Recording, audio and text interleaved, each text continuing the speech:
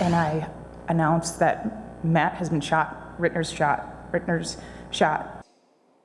Tactical Enforcement Unit officers had to fight through tears today on the witness stand as they recalled the day Officer Matthew Rittner was killed. It's been an emotional day of testimony in the trial of Rittner's accused killer. Sean Gallagher has the latest on the case against Jordan Fricke, live now from the Public Safety Building. Sean?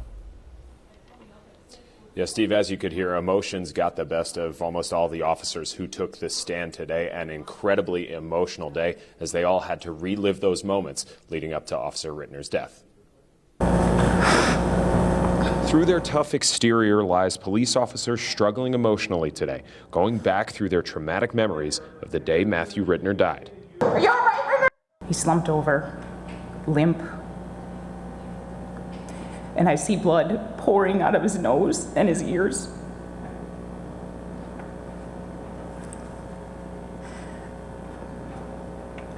And I announced that Matt has been shot. We assumed, due to the source of blood coming out of his mouth, his nose, and his ears, that he was shot in the head. Officer Rittner was actually shot under his arm. The medical examiner explained how the bullet entered his body as he ran away from the door. The shot shredding an artery in his heart. If this kind of an injury happened in the waiting room at the Mayo Clinic, I don't think it would make any difference. I mean, we're talking about essentially separating the heart from the circulation system. I mean, there's just no way to fix that rapidly enough. The shots came dangerously close to the other officers, including Officer Trevor DeBoer, who was directly behind Officer Rittner. If I hadn't moved out of the way from Officer Rittner, those shots probably would have hit me.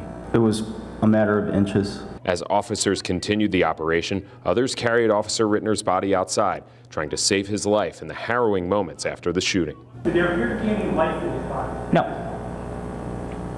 He still attempted to save his life? Yes.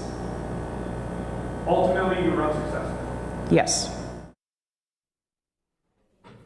Now, the question at the center of this trial is whether or not Jordan Fricke believed an intruder and not the police were at his door. A question no one can answer but him. We don't know whether or not he will be taking the stand in his own defense. But coming up at 6, we'll hear from the only other person who was inside that room with him during those terrible moments. That's his girlfriend. Live inside of the Public Safety Building, Sean Gallagher, today's TMJ4. Wait.